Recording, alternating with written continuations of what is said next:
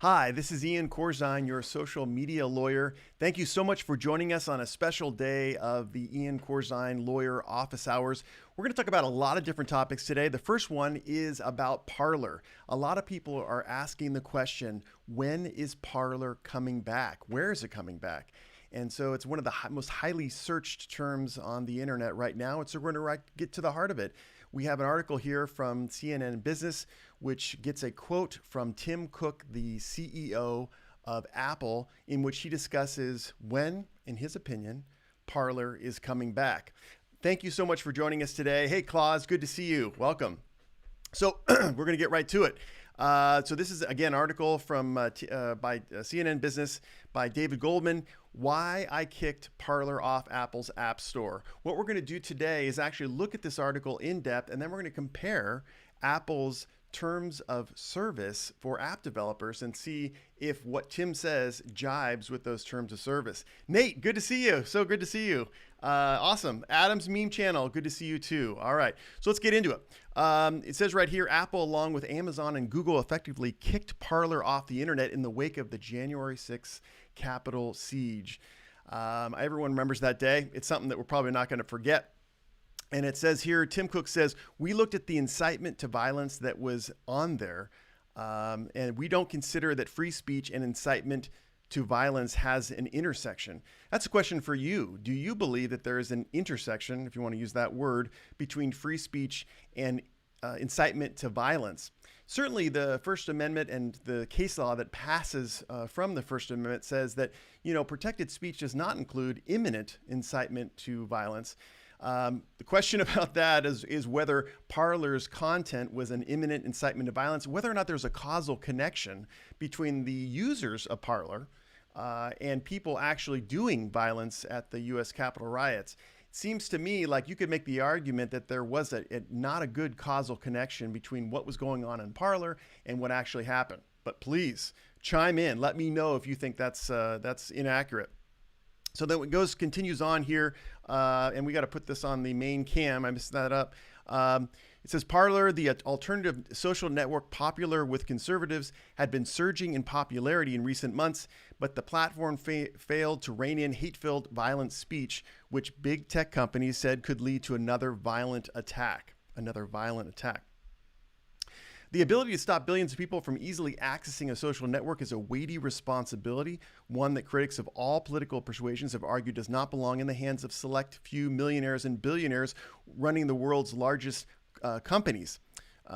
Some critics of Apple and its cohort's decisions to ban Parler have argued that pushing the app out of the mainstream will drive participants to dark channels of the internet and potentially deeper down the rabbit hole of radicalization. So some people are saying, by banning Parler, that more people will go to dark channels of the internet. One, I don't know where those dark channels are. Two, do you really think that's true? I would love to hear in the chat whether or not you think that the banning of Parler results in people going to dark channels of the internet. I don't know if that's the case. I just think at that point in time, people move on to other social media platforms if they can't use the Parler app. I want to spend a moment to welcome some people here today. Adam's Meme Channel, great to see you. Thanks for joining us. ABC Street 123, this is boring. Oh, whoops, I'll try to pump it up a little bit. Jenny Murphy says, go away, then NBC, then ABC. Oh, Johnny Mass says, hey, handsome, good to see you, Johnny. We also have Liz I wouldn't say leads to incitement, but pairs with incitement. Interesting dichotomy, interesting comparison there. Liz says it's still free speech even if we don't like what it says. Absolutely, that's true. Divine Phoenix says free speech, yes, as long as it does not call for harm to others. That's interesting. So much of the free speech that founded America actually did call for harm to damage to others. Where do you draw that line? You can't ever speak out against someone. Is that some limitation on free speech in your mind? You can't say that Donald Trump should be voted out of office. Let me know what you think in the chat as far as what are the limitations. Donna Bella says hello. Hey, good to see you. All right. So we will continue on with this article. But Cook disputed that Apple's job to host every service regardless of its content. He noted that Apple had terms of service for the 2 million apps it hosts and the apps that refuse to play by the rules. So It says here, Tim Cook says, we obviously don't control what's on the internet, but we've never viewed that our platform should be a simple replication of what's on the internet. It actually says here, Apple will welcome back Parler, provided Parler finds a new cloud provider to host the social network. As you will recall, Amazon suspended Parler on its hosting services for the server for Parler. And as a result, you can't even access Parler. I've been trying to do it recently and it doesn't work. It says, if the app effectively moderates user speech, said the Apple CEO. Tim Cook says, we've only suspended them. If they get their moderation together, they would be back on there. So it appears that Apple has merely suspended Parler, and if Parler can locate or get its own servers to host the app, that it can be back on the Apple Store. What's interesting about this, though, I will say, is that this appears to be the first time that Apple has banned an Apple relating to the speech of its third-party users. And that we're going to get into the actual App Store review guidelines in a moment, but let's just kind of finish this article. It says Apple CEO has criticized other tech companies for lacking ideals, including sacrificing users' privacy by chasing profit. It says here, its substantial size and power mean any other controversial move can get under the skin of regulators that have sued other big tech companies, including Google and Facebook, for violating antitrust law. Still, Cook argued Sunday that running a tech company is about more than making the big bucks. He said Sunday that he believes Apple's mission should be to solve some of the world's biggest problems. The company and its employees are always trying to do the right thing, a mission that motivates him to come to work each morning. That helped influence his decision about Parler. Says, it was one of the saddest moments of my life, seeing an attack on our capital, an attack on our democracy. I feel like it was some sort of alternative or alternate reality, to be honest with you. This could not be happening. And I think that this plays to a majority of people who are condemning the various social media platforms and the content on them. I think that there was an emotional trigger that happened when we saw our capital, overrun by protesters. There was something that we felt like we had to do, and it sounds like the social media platforms, including Tim Cook, CEO of Apple, they felt that emotional trigger and had to do something, and the thing that they did was pull down Parler from their app store. Let's see, we don't say, Donna Bella says, have a great day. You too. And we got Remy in here. Greetings, Ian and chat. All right. Mellow Cat says you have to separate speech from action. You absolutely do. And it says Veggie Man says, I think public figures should have a little more restrictions. Okay, so when it comes to a politician, they should have more restrictions on their free speech. They should not be able to say as many things as, let's say, I can. That's interesting. And it says, Divine Phoenix says, you can speak out if you call in to inflict physical harm. That is the line to me. And then we got Adam's Meat Channel says, why would they attack places? And then he doesn't understand. All right. So what basically was, if you just joined us, we're talking about Apple versus Parler. And when is Apple coming back? Or I'm sorry, when is Parler coming back up? And what Tim Cook, to kind of paraphrase, has said is listen, they violated our terms of service, meaning Parler did, and as a result, we had to take them down, but we'll put them back up just as soon as they have better moderation practices. So let's do a little look at the Apple's terms of service. They call this the App Store Review Guidelines, and just check to see if what you remember Parler did, which of course is hosting content that allegedly incited people to violence and resulted in the Capitol riots, if you compare what they did to what the App Store allows. So I'm going to click on safety right here, and hopefully you can see this on the screen. Interesting, the first sentence in the first paragraph of the safety says, when people install an app on the App Store, they want to feel confident that it's safe to do so, that the app doesn't contain upsetting or offensive content, won't damage their device, and isn't likely to cause physical harm from its use. And then we go on in more detail below. What's interesting is here, Apple is kind of projecting. They are saying what we want. When people install an app from the App Store, they want to feel confident that it's safe to do so. Okay, that's interesting. Instead of kind of phrasing it as we want this, they're kind of putting it on us, which I think I'm already put off a little bit by. But nonetheless, we'll go into the objectionable content portion. Apps should not include content that is offensive, insensitive, upsetting, intended to disgust, in exceptionally poor taste, or just plain creepy. It's funny that they use the vernacular creepy there. Examples of such content include defamatory, discriminatory, mean-spirited content, including references or commentary about religion, race, sexual orientation, gender, national, ethnic origin, or targeted groups. And then it says professional political satirists and humorists are generally exempt from this requirement. It says depictions that encourage illegal or reckless use of weapons or dangerous objects or facilitate the purchase of firearms or ammunition are not allowed. Let's see here. False information is not allowed. Inflammatory religious commentary is not allowed. So these are the actual points of objectionable content. And it's very unclear. I've done a research on the internet trying to find exactly what provision Apple says that Parler violated.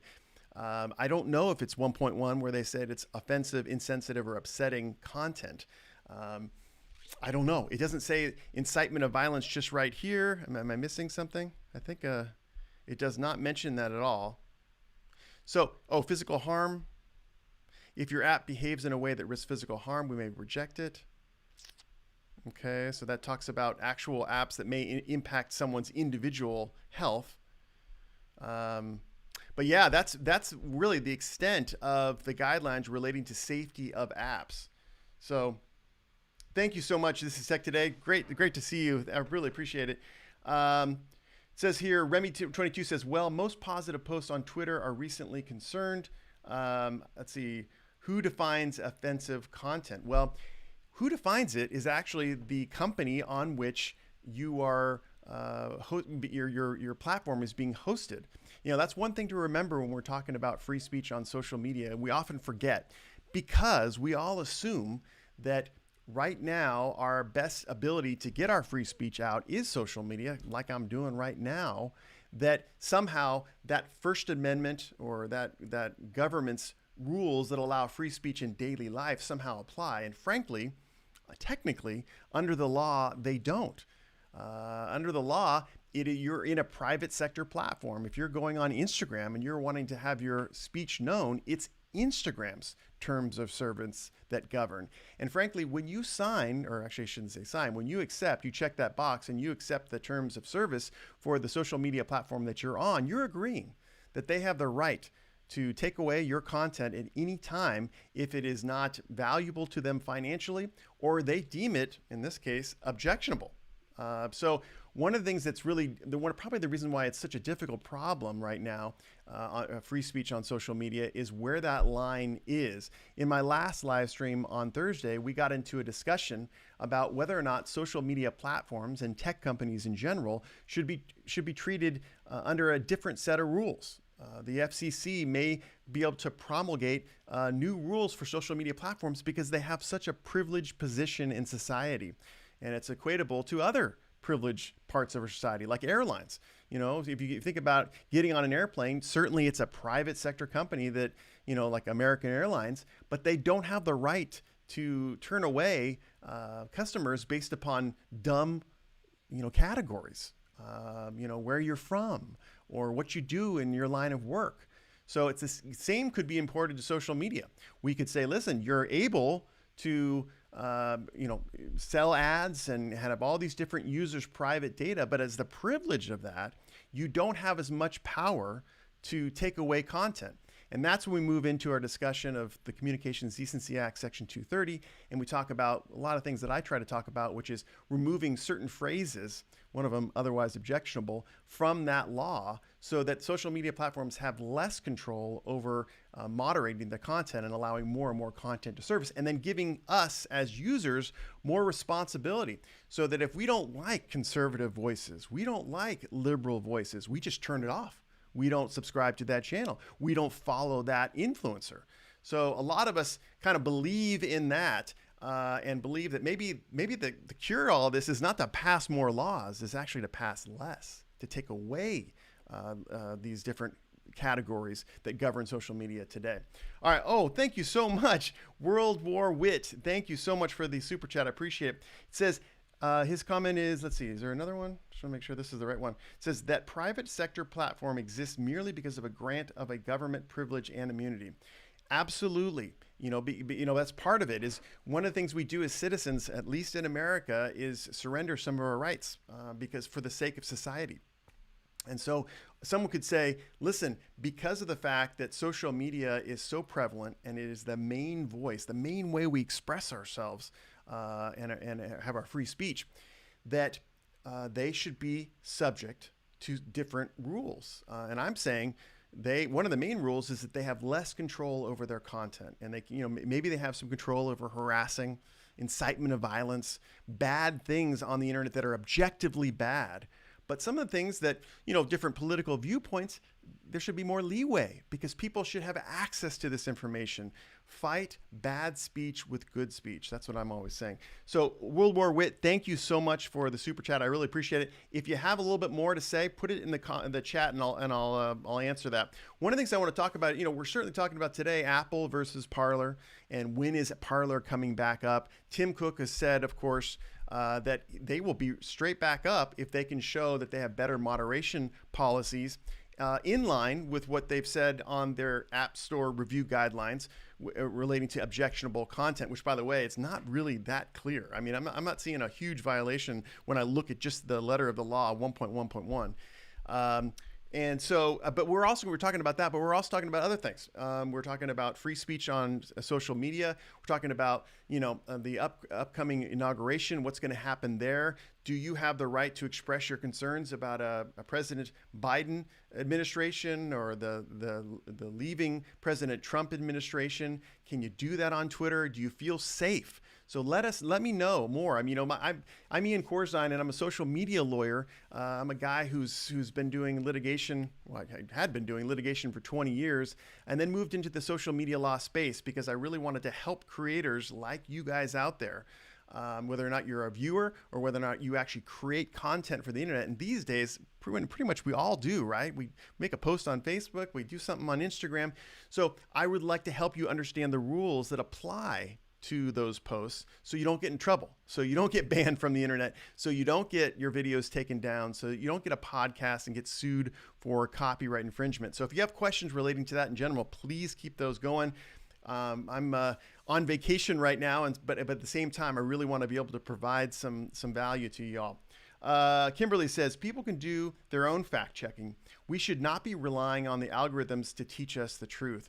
Yeah, that's a really interesting point. And it's really relevant. There's an article today, I think it was in the Wall Street Journal. Yeah, it's about how we let algorithms dictate our content. And the Wall Street Journal identified, I believe the moment was 2016 when Twitter stopped doing the chronological posting and they started using algorithms and computers to pump up what was getting the most traction, what might be most relevant to the individual user. Jack Dorsey's even said that they may do a little bit of a return to that. In other words, there may not be just one giant algorithm that dictates what everyone sees, but you might have individual algorithms, so to speak, where in your little bubble, the algorithm is determining what you would like to see the most and who your friends are so that you can see the content that you want to see.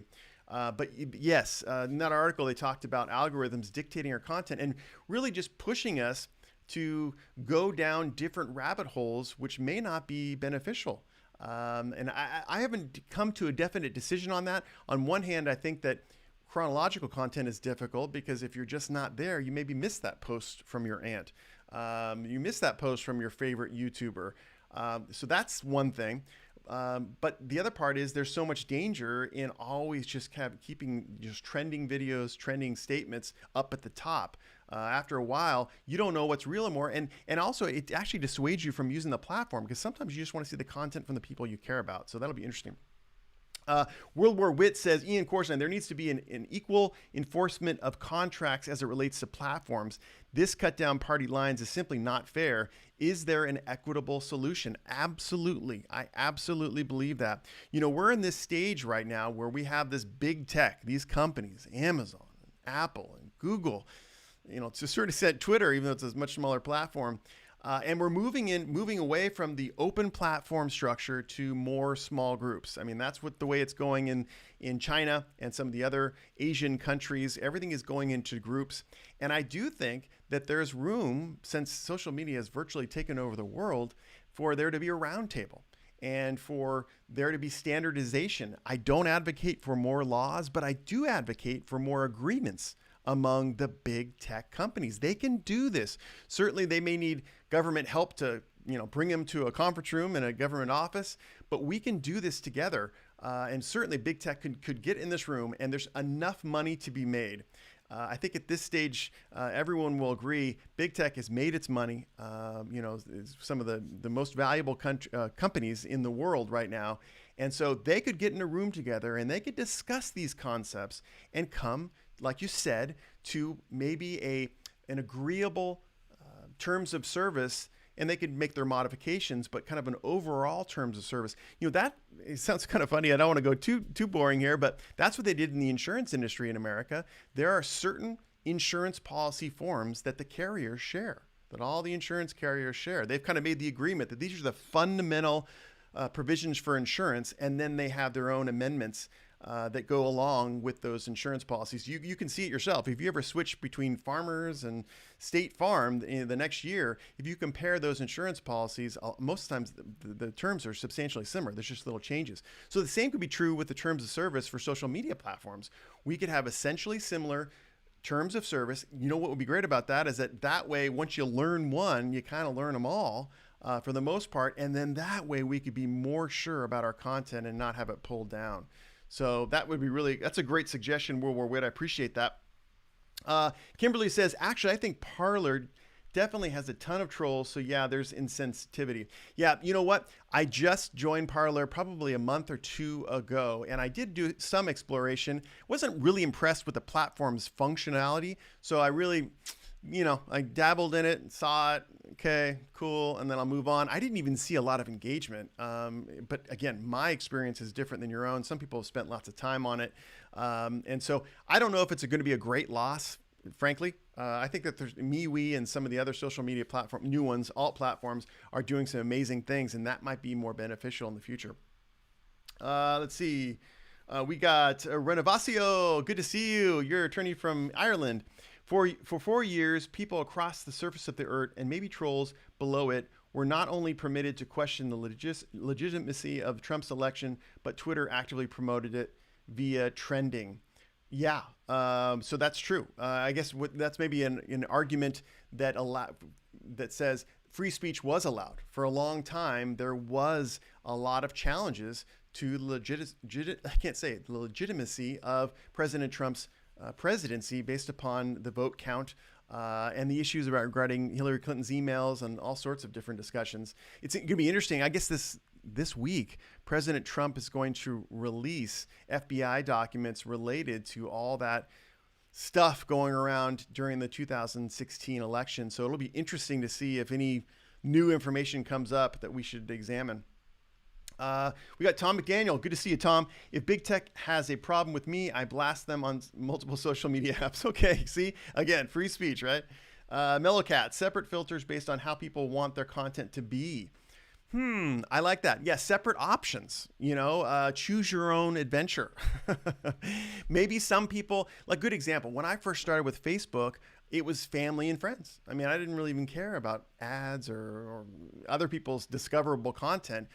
Maybe that's what you can do. You can go, I want a personal membership to Facebook in which I just share photos, video, audio, whatever, lives with my friends and my family. Or maybe I just want a group experience. In other words, I want to start a Facebook group on photography.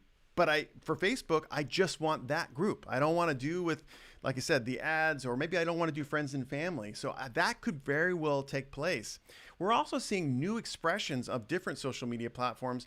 One of them is coming up is Clubhouse, and I think it's going to be audio spaces on Twitter will be released soon. And that's a different expression on social media. I'm excited actually doing a Clubhouse show tomorrow with my friend Craig Paulson. We're going to do some stuff on new tech, which is interesting after the CES show. But Yeah, that could be it too. You could say, I want an individual audio experience on Facebook. I just want to talk to people on audio. I just want to watch videos. I just want to watch movies. I just want to watch superhero content on my Instagram channel. It could very well happen. Let's see. Scully's House of Thrillers. Good stuff. Scully's, thank you so much for joining us. I really appreciate it. Bonnie's Writer Life says, limiting is limiting. Limiting is limiting. That is true. No truer words have been spoken. I like that one. We have, I always mess this up, Ripadaman Sharma saying, how did your channel end up with so low reach? I don't know if he's talking about me or not, but I don't know. Maybe not. Clubhouse is like a wormhole, I hear. Yeah, I think so. It's kind of in the nature of YouTube, certainly YouTube of yesteryear, where you can get sucked in. And then what's kind of nice about it is you have the opportunity sometimes to pop in yourself and take the stage, as they call it, and actually speak to some people that are higher ups that you maybe admire. Let me just make sure I'm attending to some of these comments here. One of the things that Kimberly said way back when was people can do their own fact checking. We should not be relying on algorithms to teach us the truth. And I think that's very, very true. I think that one of the things that we forget about is everything that we're looking at on social media is stuff being shown to us for a reason. And that's one of the reasons why that Social Dilemma documentary on Netflix was so popular, I think, was because of the fact that it was kind of a reminder, oh shoot, this is all planned. This is all purposeful. What they're doing to us, and I shouldn't say doing to us, what we're doing to ourselves, frankly, is buying into this hook, line, and sinker. And I've been guilty of it. You're scrolling on TikTok, and it's good, engaging content, and you end up you could waste an hour on some of these platforms. So, just going back to what we're talking about with Parler, it is interesting to see that it looks like Apple's app development guidelines do not expressly give them the authoritative right, at least in the safety section, to take the social media platform off. There is no discussion here about insufficient moderation, which is the reason that Tim Cook talked about in this article from CNN about, hey, we'll put them back up just when they get their moderation back online. It says right here, it says, we've only suspended them. If they get their moderation together, they would be back on there. So, okay, where does it say you got to have moderation here? I don't know. It says certainly objectionable content. And it says here, apps should not include content that is offensive, insensitive, upsetting, and intended to discuss. Can you think of other Apple apps that are upsetting? I think there probably are a lot. Frankly, would you say Facebook or Instagram include upsetting content? I think absolutely. So you might even argue that this is kind of a singling out of one app as a means of showing to people that Apple is taking a stand or doing something about an emotionally charged issue, because I've heard arguments out there saying, how do you distinguish what happened on Facebook relating to the U.S. Capitol riot and what happened on Parler? So I'm open to your discussion about that as far as how you distinguish those two. Let's go back to some comments. We got Patricia Lynn Veal. Good to see you. Let's see. Wish you could only choose same for cable TV. Yeah, I know. It's funny. Cable TV is disappeared from me. I was just thinking about the other day. We had the television on, and we're watching with kids, and we're sitting there watching, and the kids are asking, why isn't the show on right now? They're younger kids, of course, because they're just not used to commercials. They're not used to the pattern interrupt that we were as we were growing up. So yeah, interesting.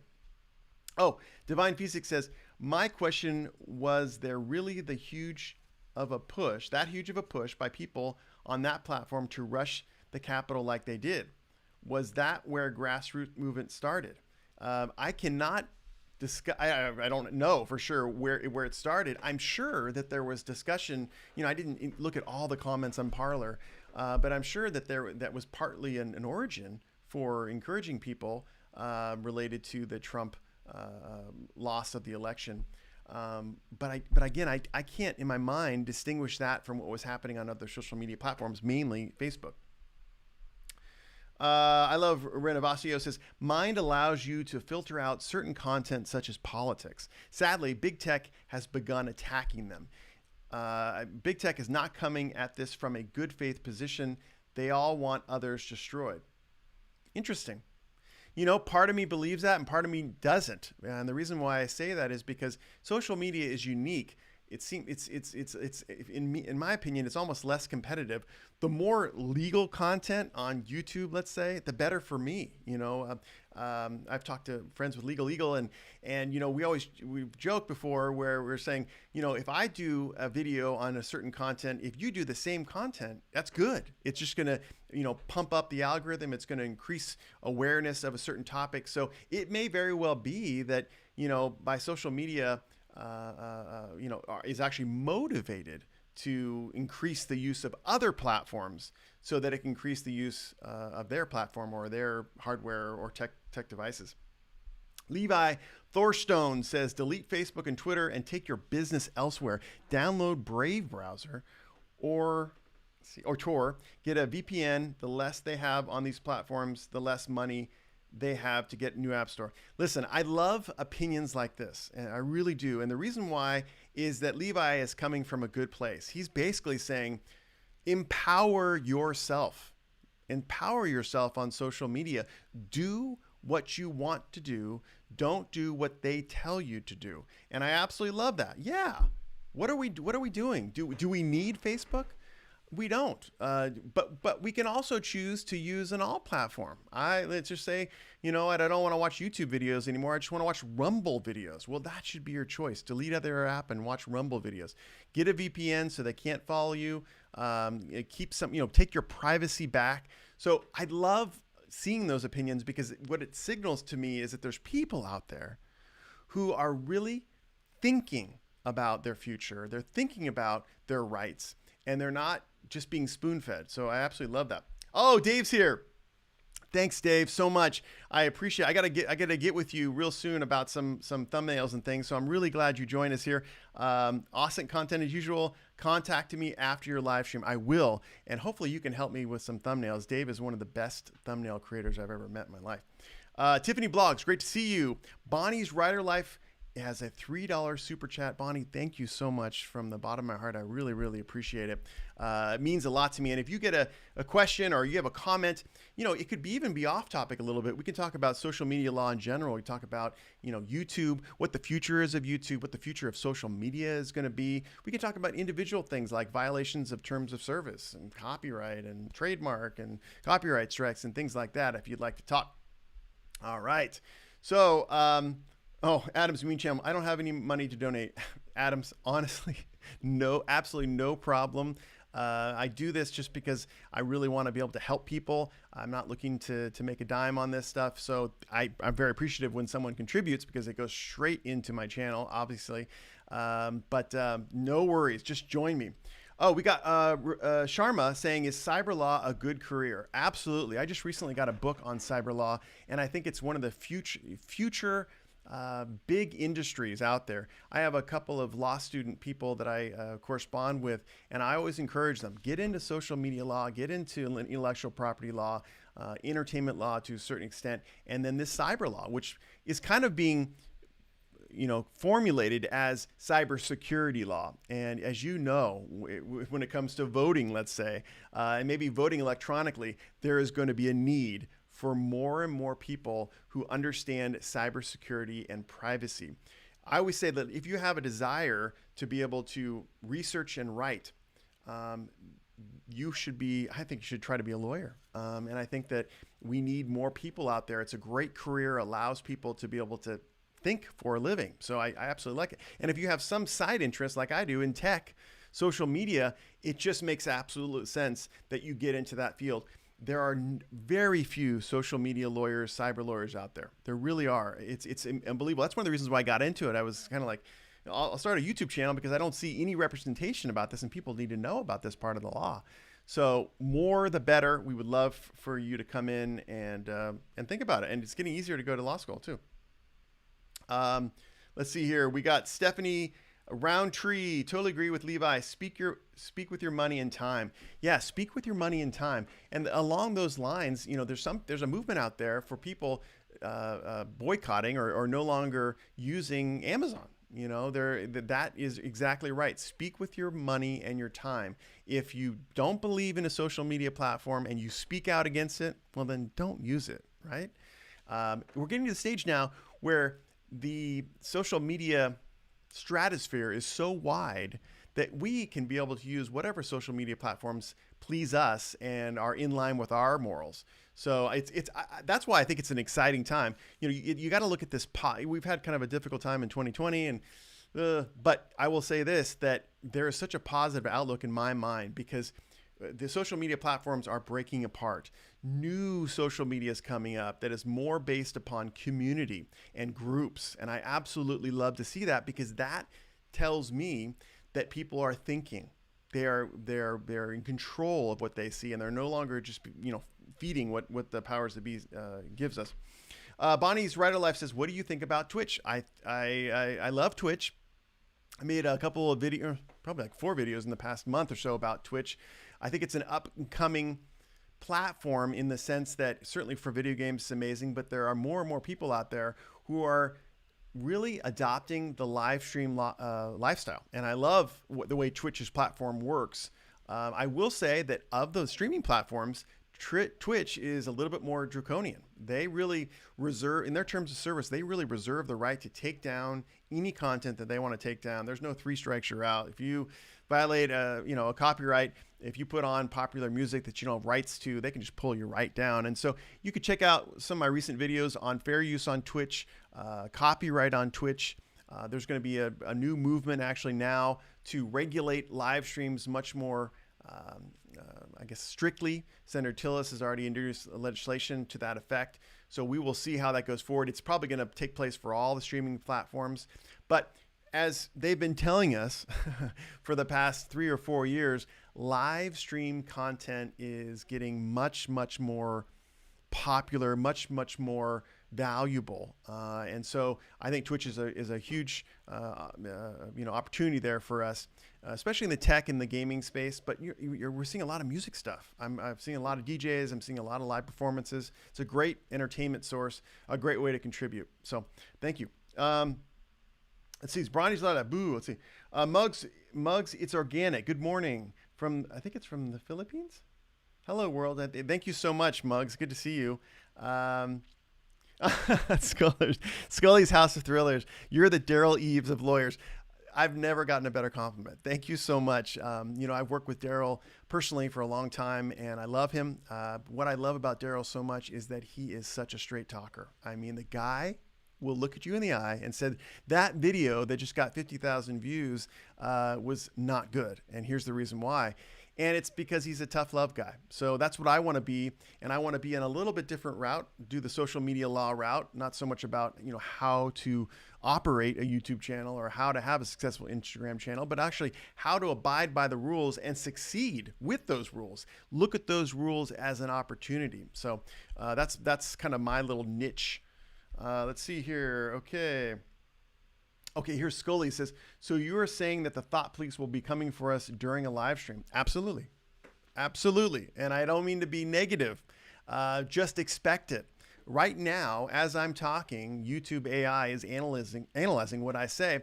And once this video is complete, this live stream is complete, it will turn into a video and it will be analyzed by YouTube. Because I use the term PARLER, and I believe potentially Apple, in the title, I believe this video is not monetized. So this is live. This is really happening right now. And so that's why I said you've got to pick your social media platforms carefully, because ones that are the mainstream ones, Facebook, Instagram, YouTube, LinkedIn to a certain extent, they are looking at our words right now. And so again, it's your choice. Speak with your money and your time. Let's see here. Let's see. Sharma says, also, does YouTube discourages videos in which creators don't show their faces using gameplay while roasting, reviewing? Also, does YouTube discourage voice changers? Do they affect reach? Very good question. The first one is that don't show their faces. No, YouTube does not discourage videos that don't show their faces. There's no evidence to that effect. They've never come out to me and said that at a conference or anything like that. But I just know from my experience helping creators out there. I consult with creators. That's my main gig. Is creators come to me and we schedule sessions on my calendar, and I advise them on their channel and of the laws that apply to it. Sometimes they say, hey, we want to do this particular giveaway, or we want to do this particular program, and then I'll analyze the program and say, oh, these are your legal difficulties. This is how we smooth them out.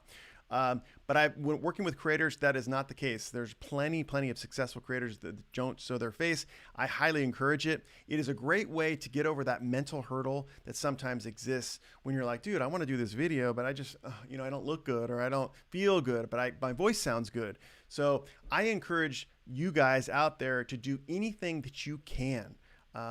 If you are a good writer, blog. It is still really, really valued out there. If you are, a musician, put out music on the different platforms that exist to do it. If you like talking to people, jump on, create a podcast or jump on Clubhouse. I'm thinking Clubhouse is the absolute best place right now to be able to get some organic reach.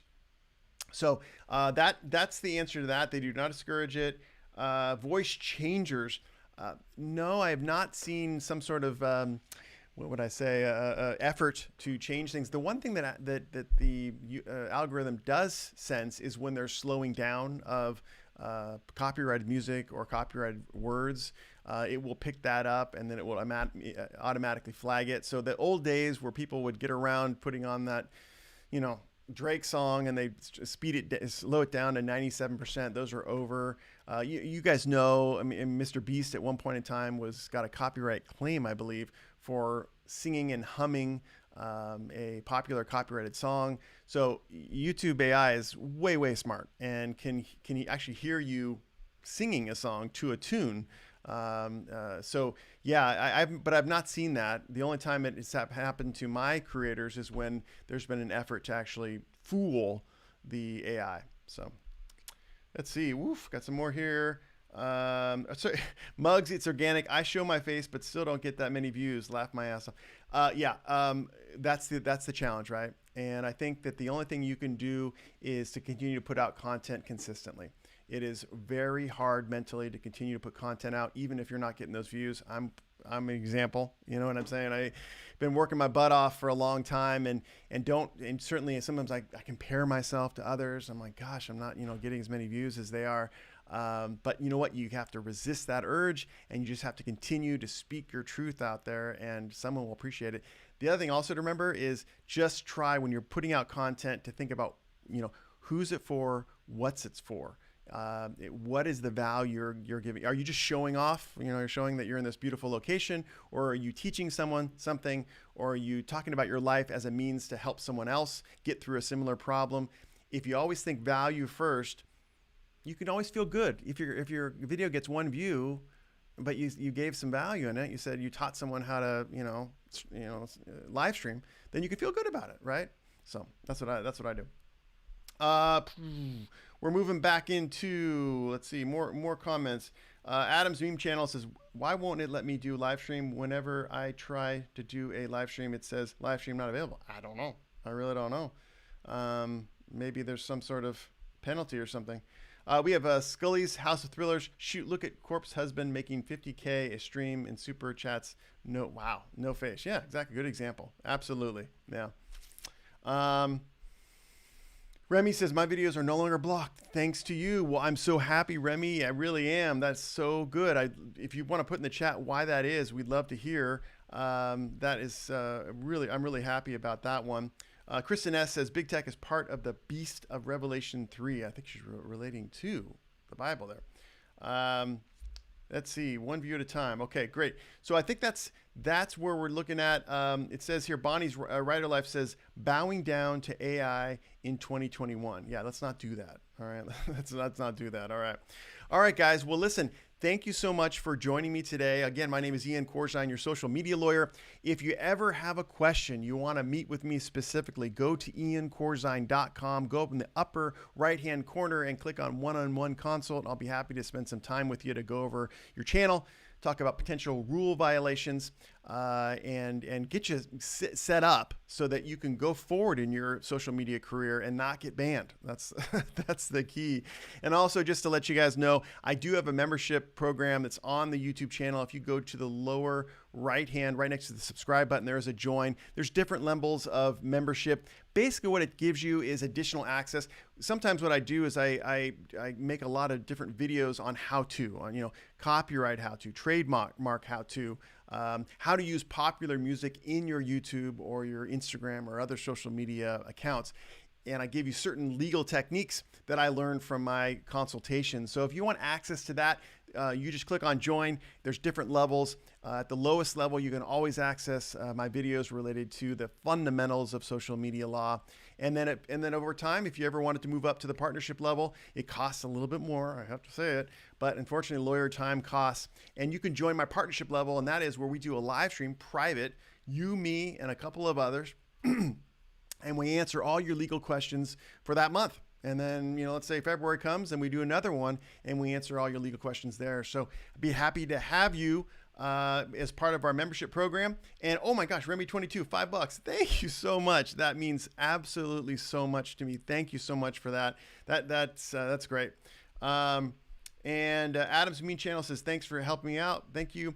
And then Patricia Lynn Veal says, as always, thanks for a group conversation and answering the questions of everyone. Thank you guys. I want you guys to have a wonderful, wonderful Sunday. And I will see you soon. I think I'm going to be doing one on Tuesday, live stream on YouTube and maybe LinkedIn.